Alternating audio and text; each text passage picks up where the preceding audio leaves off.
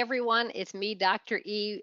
Thank you for joining me for part 2, dealing with documentation errors specifically for medical billers and coders. And part 2 is called What You Can Do to Help Your Office or Provider with Documentation Review.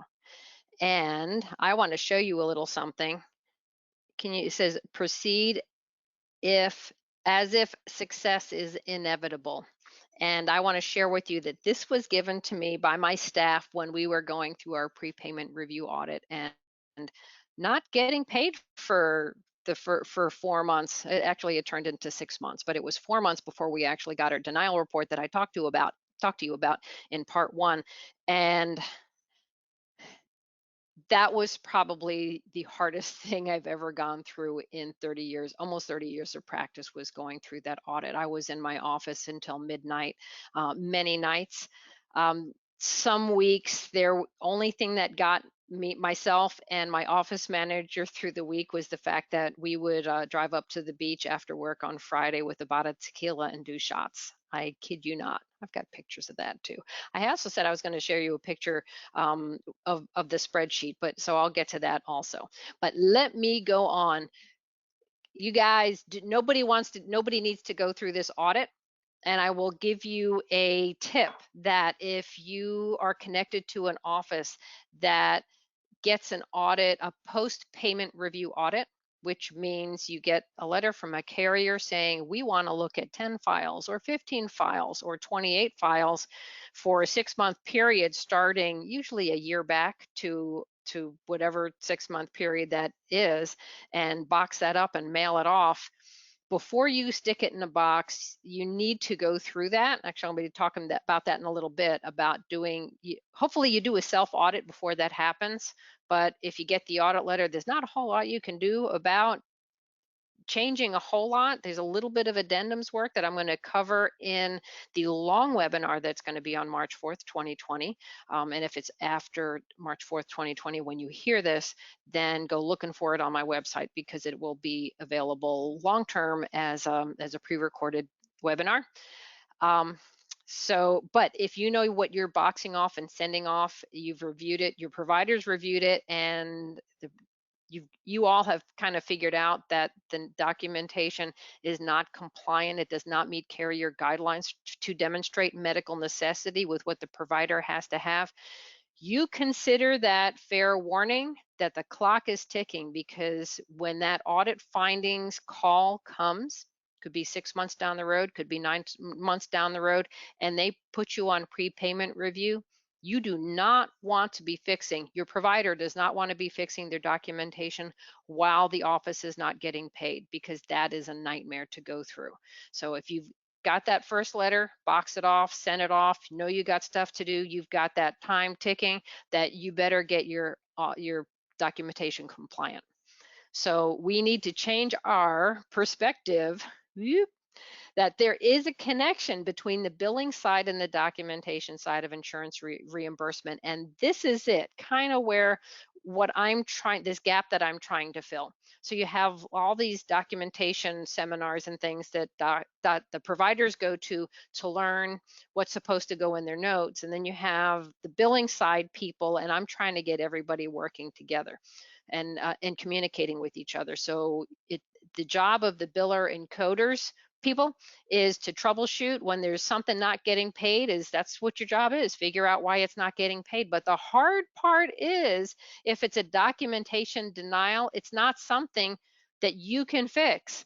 That's a provider thing. Or if it's a larger facility, whoever is in charge of getting those EHR macros and the software system populating the content when the provider taps into that to do their notes, there's that area in between that everybody's got to be working together.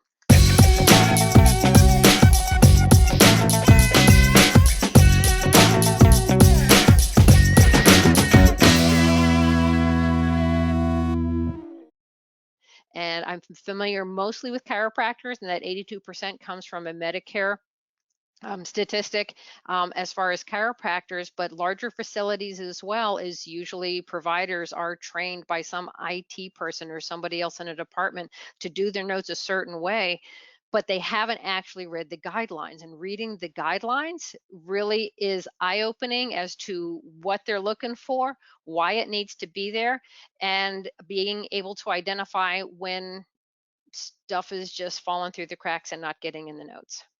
So did you get the guidelines yet? I asked you in the last part one, the last webinar, about all the carriers that you participate with, or your provider office participates with, must have each individual carrier guideline so you know what needs to be in there. Print it out. It doesn't have to be the provider. There's a lot of times there's additional information that makes the pages look longer and scarier and lots of small font.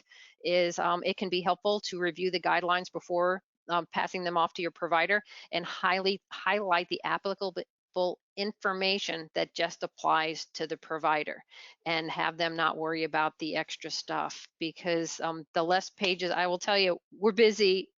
We're not happy about, most providers are not thrilled about doing this part of their job, and the less sheets of paper that get put in front of them at their desk to review, the better, and more likely they're going to get dealt with quickly. So that's something that you can do.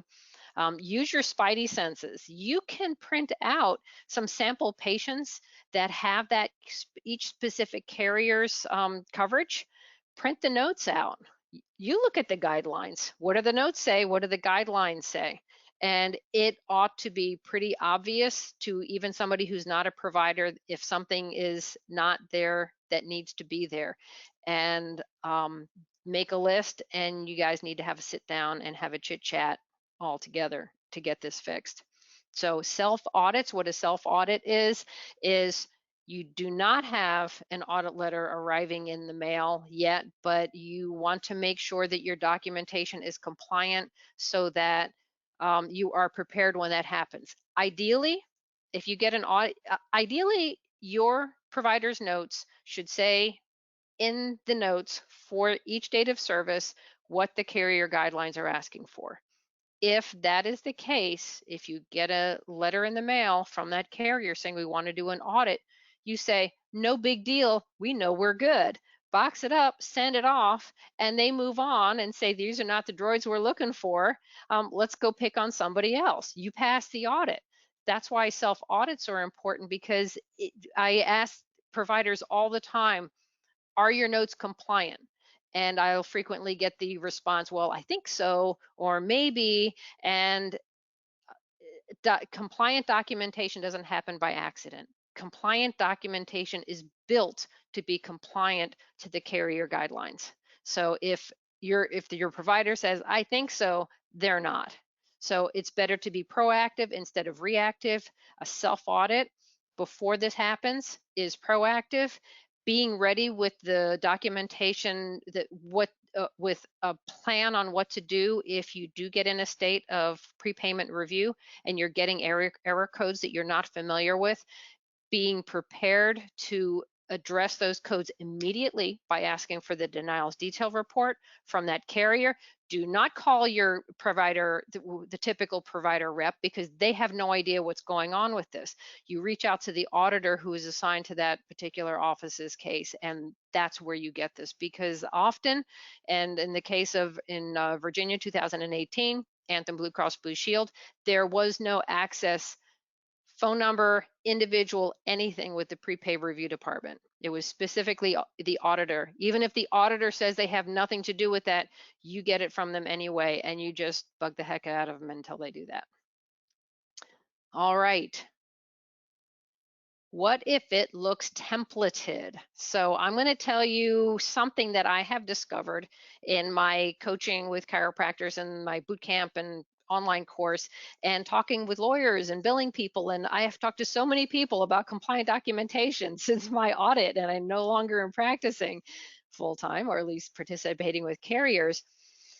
Macros work with pull down menus. If you looked at the guidelines in part one that I showed you, there's a lot of information carriers are asking to be in their notes to determine medical necessity and active care versus maintenance care.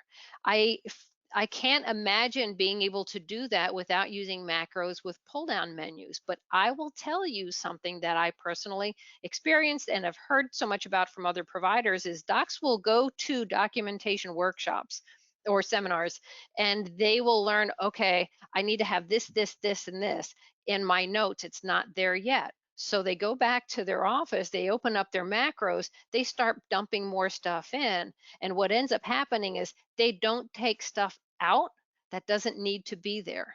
And most programs are set up to salt over. So from one visit to the next, that content that does not need to be there, that fluff. Some providers think that the longer and more technical it looks, the more likely it will pass an audit, and that is not true. So part of putting the right information into documentation is taking out what doesn't need to be there.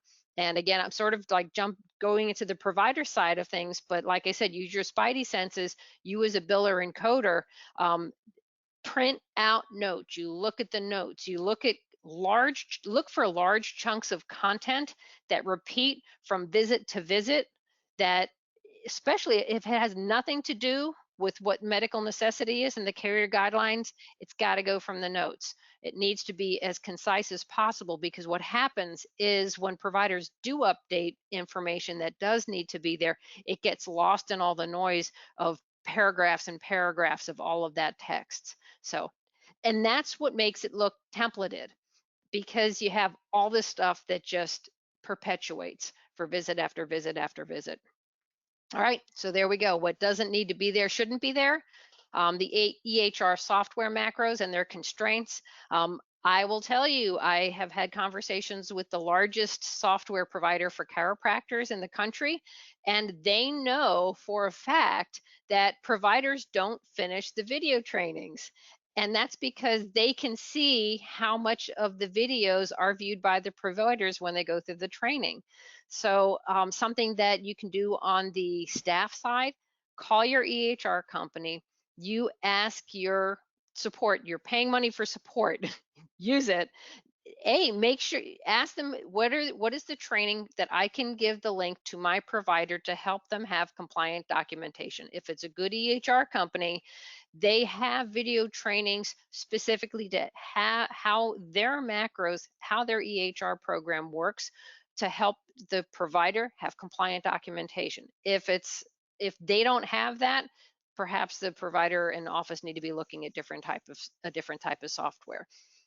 You've got those links now, share them with the doc, tell them how long it is, because they're busy, and that way they don't have to spend the time looking for it themselves. Now, documentation seminar overload and guessing, I covered a little bit about that, about throwing things into notes.